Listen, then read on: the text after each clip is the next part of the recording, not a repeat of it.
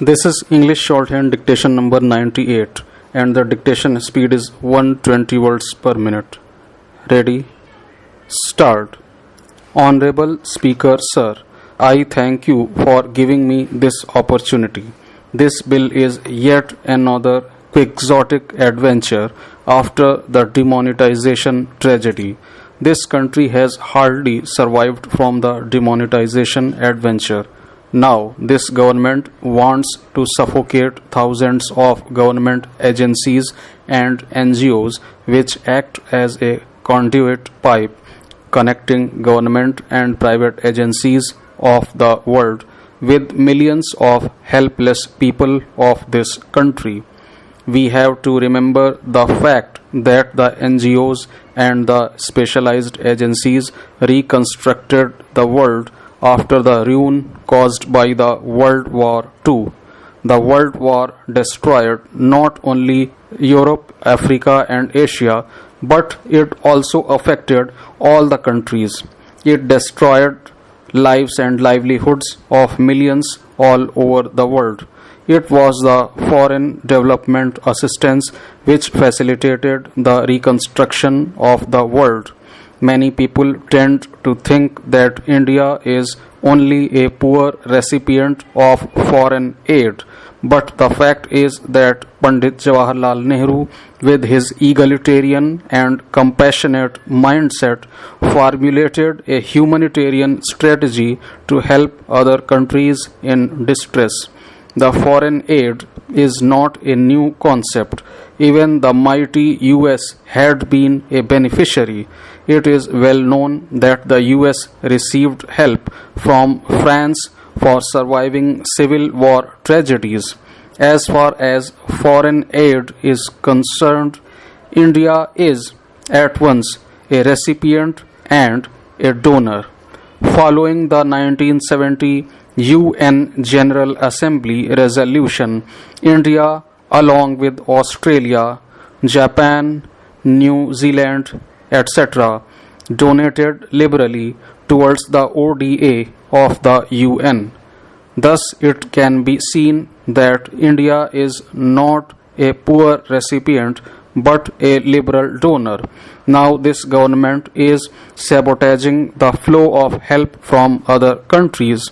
The government is activated by poor vanity and partisanism. The FCRA licenses are being cancelled since they are minorities. Many of the cancellation orders do not even have a single reason. The center is making silly reasons using its agencies.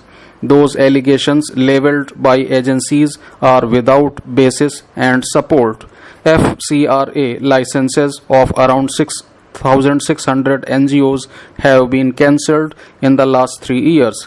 No one thinks about the number of families starving without jobs. These NGOs are bringing in foreign exchange into the country, which is helping the Indian economy and also providing lakhs of jobs. If there are NGOs which are involved in anti-national activities, definitely action should be taken. But many of these licenses are cancelled for mere technical reasons. It is clearly an attack on the minorities. Those small mistakes are to be corrected and these NGOs should be encouraged to bring in more foreign money into the country.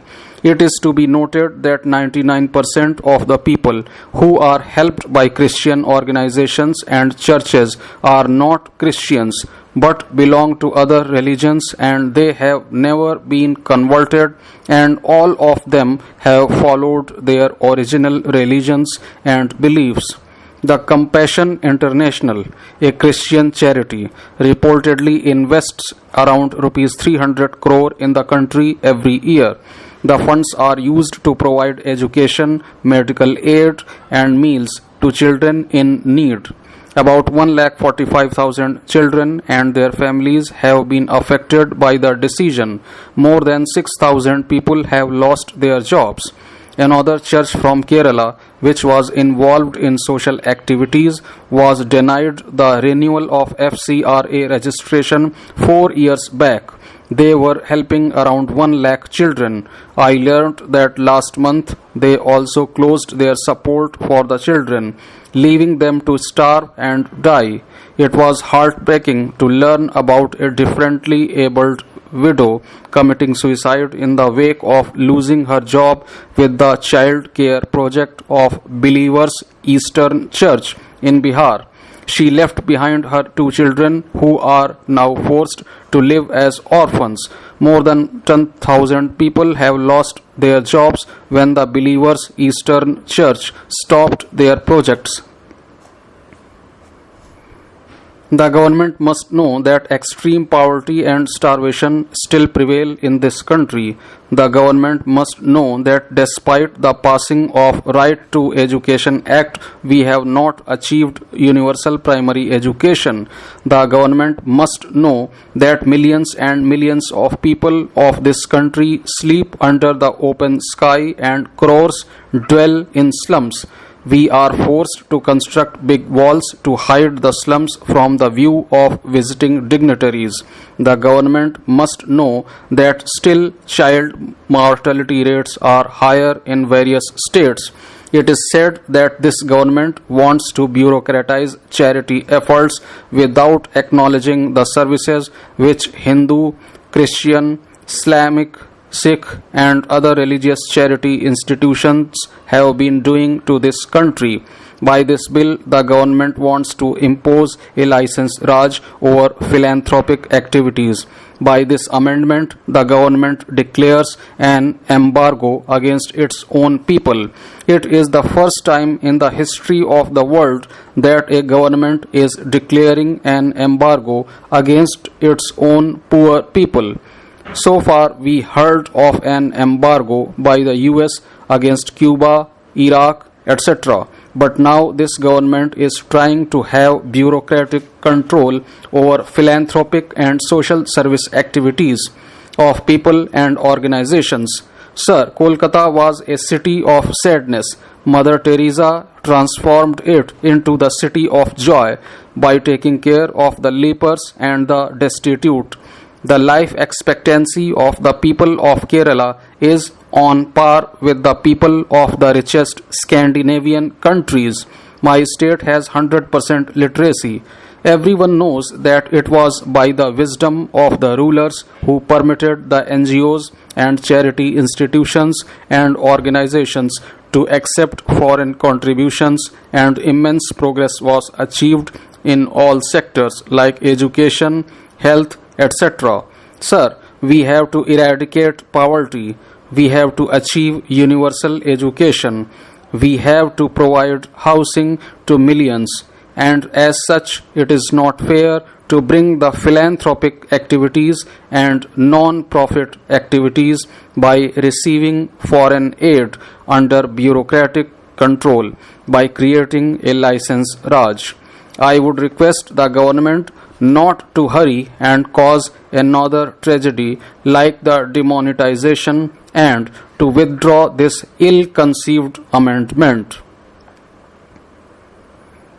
Honorable Chairman, Sir, I thank you for giving me an opportunity to speak on the Foreign Contribution Regulation Amendment Bill 2020.